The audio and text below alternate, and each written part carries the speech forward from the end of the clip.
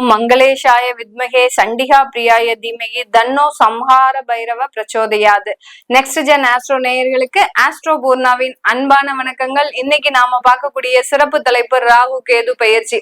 எல்லாருமே ரொம்ப எதிர்பார்த்துக்கிட்டு இருக்கக்கூடிய இந்த ராகு கேது பயிற்சி தான். ஏன்னா ராகு கேது தான் ஒருவருடைய திருமணத்திற்கு ஒரு தோஷமாக மாறுது, குழந்தை பிறப்புல ஒரு தடையாக இருக்கு, அடுத்து ஒரு பதவி ப்ரமோஷன் ஆகணும் அப்படின்ற இடத்துல அது தடையாக இருக்கக்கூடிய கிரகங்களாக தான் இந்த ராகு கேது கிரகங்கள் நிழல் கிரகங்களாக செயல்படுகின்றன ஒவ்வொருடைய ஜாதகத்திலையும்.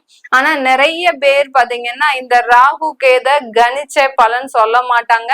நான் பண்ணக்கூடிய அந்த விஷயங்கள் பாத்தீங்கன்னா கணிச்சு சொல்லும் போது, ஜாதக ரீதியாக கணிச்சு சொல்லும் போது இந்த ராகு கேதுவனுடைய பலனை வச்சுதான் நம்ம எல்லாருக்கும் உடைய சுய ஜாதக பலனை சொல்றோம். இன்னைக்கு நீங்க இந்த சேனல்ல பாக்குறீங்க அப்படின்னா, முதன்முறையா பாக்குறீங்க அப்படின்னா சப்ஸ்கிரைப் பண்ணிக்கோங்க, பெல் பட்டன்ல ஆல் ஆப்ஷன் சூஸ் பண்ணிக்கோங்க. ராகு கேது பயிற்சி 2025 மே மாதம் 18ஆம் தேதி இரவு 7:36 மணிக்கு ராகு பகவான் மீன ராசியிலிருந்து கும்ப ராசிக்கும், கேது பகவான் கன்னி ராசியிலிருந்து சிம்ம ராசிக்கும் பயிற்சி ஆகிறார். இதனால ஒவ்வொரு ராசி என்பவர்களுக்கும் கிடைக்கக்கூடிய பலாபலன்களை பற்றி நம்ம இந்த பதிவுல தெளிவா பார்க்க போறோம். அதிகப்படியான பாசத்தையும் அதிகப்படியான நேசத்தையும் எதிர்பார்க்கக்கூடியவர்கள் நம்ம மிதுன ராசி என்பர்கள் தான். எவ்வளவோ வெறுத்து வெறுத்து போனாலும் உங்களுடைய வாழ்க்கை துணையோ சரி, உங்களுடைய உறவுகளோ சரி, உங்களை வெறுத்து வெறுத்து போனாலும் நீங்க அவர்களோட சேர்ந்து பயணிக்க கூடியதுதான் அதிகமா விரும்புவீங்க. துணை இல்லாமல் இருக்கவே மாட்டாங்க இந்த மிதுன ராசி என்பர்கள். ஒரு நாள் தனியா இருக்க சொன்னா வாழ்க்கையே ஒரு இருண்டு போன மாதிரி இருக்கும் இவர்கள் கிட்ட. அந்த அளவுக்கு ஒரு நட்பையும் ஒரு பாசத்தையும் அதிகப்படியாக நேசிக்கக்கூடியவர்கள் நம்ம மிதுன ராசி என்பர்கள் தான். இந்த மிதுன ராசி என்பர்களுக்கு 3ஆம் இடத்துல கேது பகவான், 9ஆம் இடமான பாக்யஸ்தானத்துல அந்த ராகு பகவான், பாக்யஸ்தானம்னு சொல்லக்கூடிய அந்த 9ஆம் இடத்துல ராகு பகவான் இருக்கிறதுனால இவர்களுக்கு இப்போ இந்த காலகட்டத்துல கொஞ்சம் சில விஷயங்கள் எட்டா ஒரு கனியாக தான் இருக்கும்.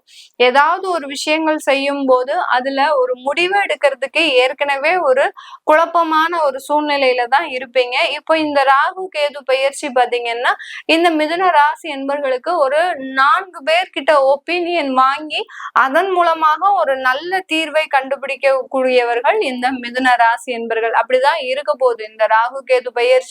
இந்த மிதுன ராசி என்பர்களுக்கு ஒரு நல்ல ஒரு உற்சாகமான ஒரு வாழ்க்கை முறையை கொடுக்கக்கூடிய ஒரு தருணம்.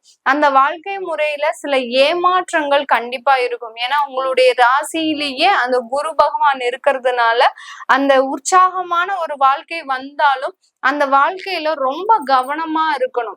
கேது பகவான் பாத்தீங்கன்னா உங்களுடைய உபஜய ஸ்தானத்துல இருக்கிறாரு, தைரிய வீரிய ஸ்தானத்துல இருக்கிறாரு. அப்படி இருக்கும்போது இந்த காலகட்டத்துல இந்த மிதுன ராசி என்பர்கள் தன்னுடைய தன்னம்பிக்கையில கொஞ்சம் லைட்டா நீங்க ஸ்லோ டவுன் ஆகிறதுக்கு உண்டான ஒரு நேரமாக இருக்கும். உங்களுடைய திறமையிலையும் உங்களுடைய உழைப்பிலையுமே எப்போதுமே தன்னம்பிக்கையாக இருந்த இந்த மிதுன ராசி என்பர்கள் இந்த 1.5 வருடங்களுக்கு பாத்தீங்கன்னா எனக்கு எதுவுமே நடக்க மாட்டேங்குது, எனக்கு என்னுடைய திறமைக்கு ஒரு அங்கீகாரமே கிடைக்க மாட்டேங்குது, இப்படியாக ஒரு நெகட்டிவான ஒரு சிந்தனைகளை உடையக்கூடிய ஒரு தருணமாக இருக்கும். அதற்குண்டான ஒரு வேலைகளும் இவங்களுக்கு நடக்கும். ஒரு அலுவலகத்துல வேலை செய்யறாங்க அப்படின்னா அந்த அலுவலகத்துல இவங்களுக்கு உண்டான மரியாதையும் மதிப்பும் இவங்களுக்கு இருக்கவே இருக்காது.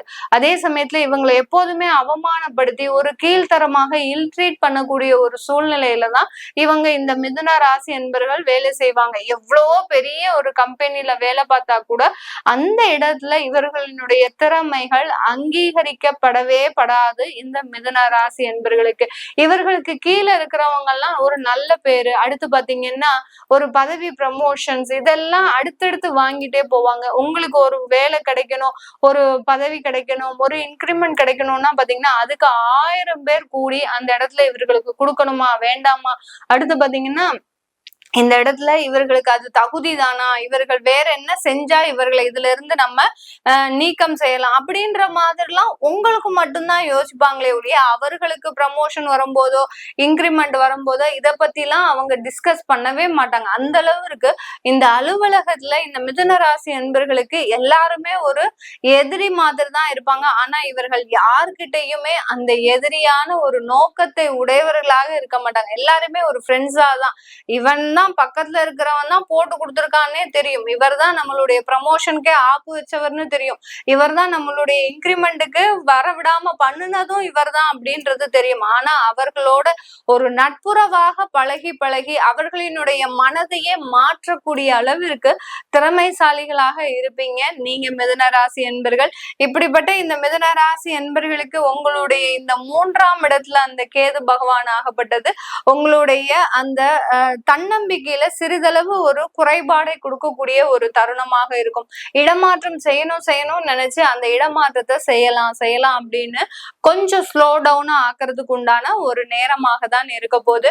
பாக்யஸ்தானத்துல ராகு பகவான் அப்படியே இருக்கிறதுனால உங்களுக்கு சில விஷயங்கள் நல்லபடியாக ரீச் ஆனாலும் அதை நீங்க அனுபவிக்க முடியாத ஒரு சூழ்நிலை. உங்களுடைய குடும்பத்திற்காக வீடு கட்டியிருப்பீங்க, அந்த வீட்டுல உள்ள நுழையவும் பாத்தீங்கன்னா உங்களுக்கு வேற எங்கேயோ டிரான்ஸ்பர் போட்டிருப்பாங்க, நீங்க அந்த வீட்டை விட்டு வெளியில போகக்கூடிய ஒரு சூழ்நிலையா இருக்கலாம், அல்லது குடும்பத்தை பிரிந்து வெளியில போகக்கூடிய ஒரு சூழ்நிலையா இருக்கலாம். இப்பதான் 2 வருஷத்துக்கு முன்னாடி குடும்பத்தோட சேர்ந்து வாழ்றதுக்கு சில முயற்சிகள்லாம் எடுத்திருப்பீங்க, அதனோட சேர்ந்து வாழலாம் அப்படின்னு நினைக்கும் போது திரும்ப ஏதோ ஒரு தேவையில்லாத ஒரு சிச்சுவேஷன் வந்து குடும்பத்தை விட்டு பிரியக்கூடிய ஒரு சூழ்நிலைலாம். இந்த மாதிரிதான் இந்த பாக்யஸ்தானத்துல இருக்கக்கூடிய அந்த ராகு பகவான் சில விஷயங்களை அனுபவிக்க முடியாத ஒரு தருணமாக இருக்கும்.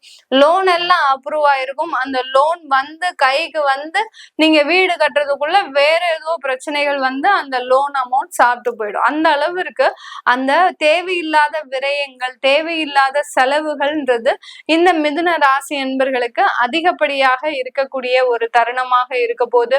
இந்த ராகு கேது 9ஆம் இடம் 3ஆம் இடம்ன்றது இந்த மிதுன ராசி பெண்களுக்கு அதிகப்படியான ஒரு வலிமையை கொடுக்கக்கூடிய ஒரு தருணம். சும்மா அசால்ட்டா, அதாவது என்ன சொல்றது, அசட்டு தைரியத்துல சில விஷயங்கள்லாம் சொல்லுவாங்கன்னு சொல்லுவோம் இல்லையா, அந்த மாதிரிதான் இந்த மிதுன ராசி பெண்கள் இந்த காலகட்டத்துல நீங்க புதிதாக தொழில் முயற்சிகள் எடுக்க போறீங்க. உங்களுக்குன்னு சில தொழிலை வருமானத்தை சம்பாதிக்கக்கூடிய ஒரு நேரமாக இருக்கும். தகப்பனார் வழி உறவுல தேவையில்லாத விரிசல்கள் உருவாவதற்குண்டான ஒரு நேரமாக இருக்கும் இந்த மிதுன ராசி பெண்களுக்கு.